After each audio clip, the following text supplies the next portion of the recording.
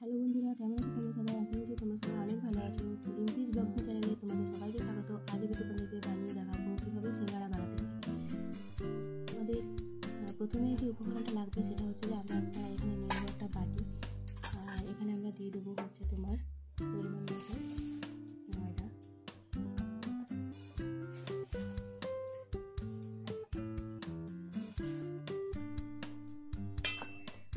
আমি এখানে 3 চামচ ময়দা নিয়েছি।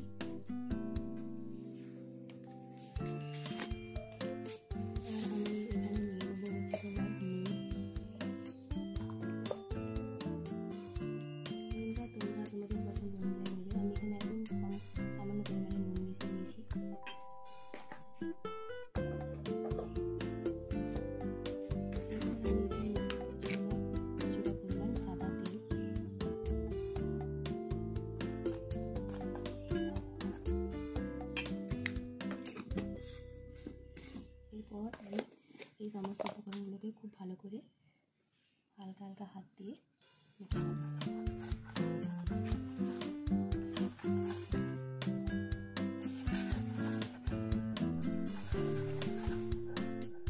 দেখো,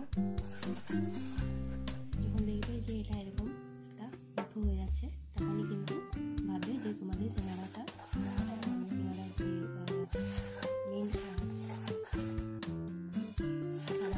সেটা তোমাদের বানানোর জন্য তৈরি। সিঙ্গারার উপরের অংশটা কিন্তু বানানোর জন্য একদম তৈরি।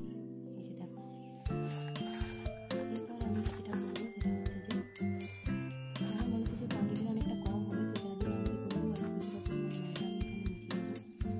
দেখো, এরপর আমি যেটা করবো সেটা হচ্ছে যে কিছুটা পরিমাণ জল এখানে মিশিয়ে দেবো।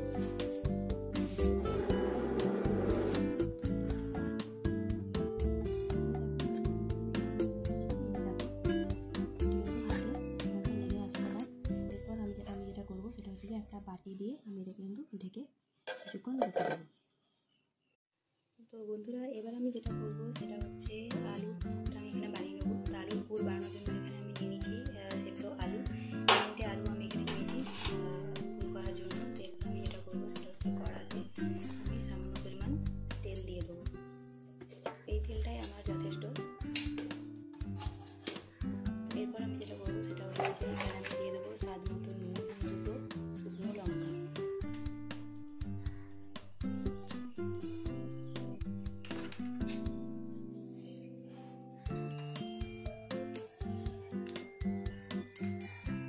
আমি এখানে কিছুটা পরিমাণ কালো জিরে, এরপর এটাকে খুব ভালো করে আমি ভেজে নেব। তো এরপর আমি এখানে দিয়ে দেবো কিছুটা পরিমাণ আদা বাটা। আদাটাকে আমি ভালো করে ভেজে নেব।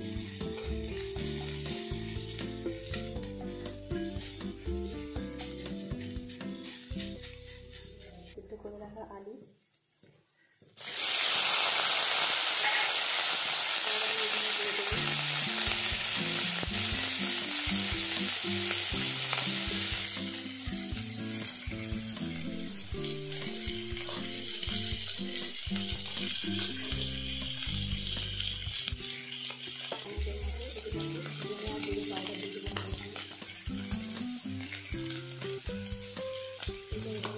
ভালো করে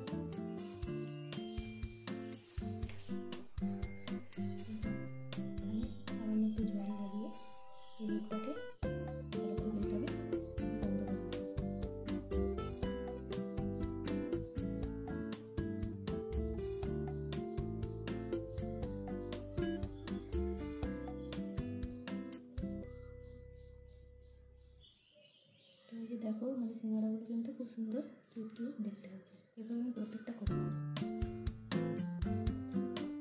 বন্ধুরা এই দেখো আমার সব সিঙ্গাড়াগুলো কিন্তু তৈরি করা হয়ে গেছে। এরপর কিন্তু আমি গ্যাসে তেল গরম করে দিয়ে দিয়েছি। তেল গরম হয়ে গেলে আমি করবো একটা একটা করে সিঙ্গাড়া কিন্তু আমি এর মধ্যে ছেড়ে দেবো।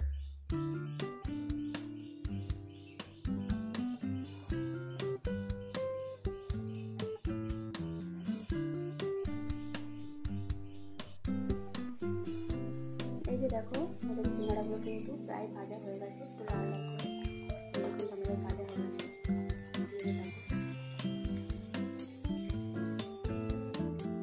তো এই যে দেখো তৈরি হয়ে গেছে আমাদের ছোটো ছোটো টাইপের মিনি সিঙ্গাড়া। আমাদের মিষ্টি মিষ্টি অতিথিদের জন্য ঝাল ঝাল সিঙ্গাড়া কিন্তু একদম তৈরি। তো এই যে কিন্তু একদমই তৈরি।